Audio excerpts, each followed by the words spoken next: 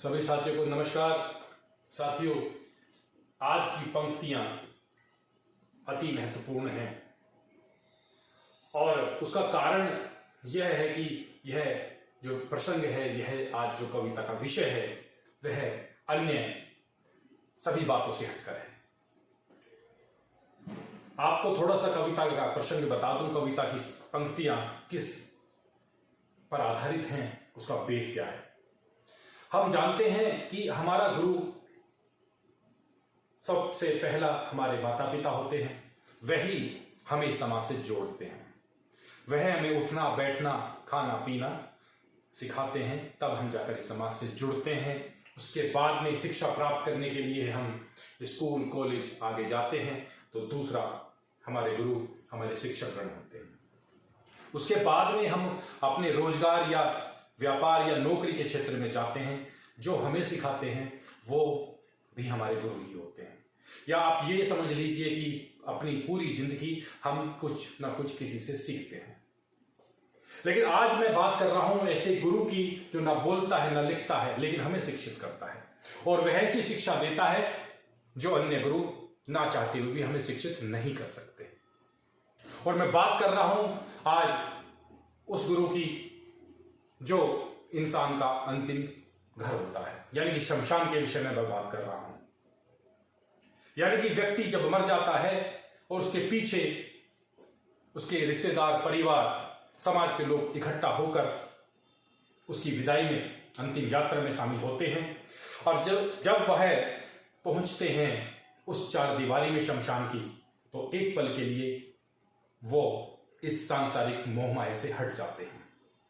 कुछ पल के लिए ऐसा एहसास होता है जो बाहर चल रहा है वह कुछ भी नहीं, सबको राख होना है। तो आज ऐसा ही एक दृश्य है, ऐसी ही पंक्तियां मेरी इस कविता की हैं कि एक शव जब उस चार दीवारी शमशान के अंदर पहुंचती है तो वहां का दृश्य वो कैसे बयान करती है। उम्मीद करूंगा साथियों ये पंक्तियां आप समझेंगे और पसंद भी करेंगे। कविता का शीर्षक है एक चिता शमशान में। एक शव जब पहुंचता है उस शमशान में, तब वो क्या बोलता है। कहती है वो चिता, कहता है वो शव, जब पहुंचा मैं तेरे हिजरे में, जब मैं पहुंचा तेरे हिजरे में, खूब स्वागत करने लगी सखाएं, और जला रही थी खूब धधक के अपनी अपनी चिताएं। और लपटों की ऊंचाइयां तो बहुत थी, समझिएगा, सुनिएगा कि लपटों की ऊंचाइयां तो बहुत थी, मगर धीरे धीरे ठंडी हो रही सारी चिंता और चिताएं। और गुरूर के चटकने की भी आवाज थी, गुरूर के चटकने की भी आवाजें थी। राख के ढेर में बदल गई सारी ही फिजाएं, और जो आए साथ मेरे, वो शव कह रहा है जब वो चिता जलने के लिए तैयार हो गई है, कि कह रहा है कि जो आए थे साथ मेरे, रखने लगे मुझ पर लकड़ी की बड़ी बड़ी शिलाएं, और कर दिया आग के हवाले, जलने लगे सब रिश्ते नाते, मिल रही कैसी कैसी सजाएं। और जिम्मेदारी की गठरी, आगे बोल रहा है वो कि जिम्मेदारी की गठरी भी साथ मेरे, और क्रोध लोभ मोह बैर, जिम्मेदारी की गठरी भी साथ मेरे, क्रोध लोभ मोह बैर साथ जलती मेरी सारी की सारी बलाएं। और कौन करेगा हसरते मुकम्मल मेरी।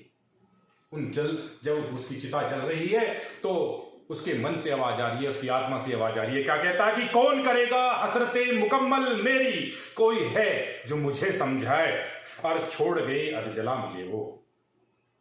उसके मन से क्या पुकार है कि छोड़ गए अधजला मुझे वो, जीते जी हिम्मत थी नहीं जो मेरे पास से भी उठ जाए, और रिक्तियां नहीं भरती।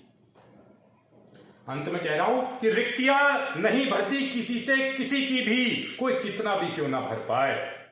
जब पहुंचा मैं तेरे हिजरे में, खूब स्वागत करने लगी सखाएं, जला रही थी खूब धधक के अपनी अपनी चिताएं।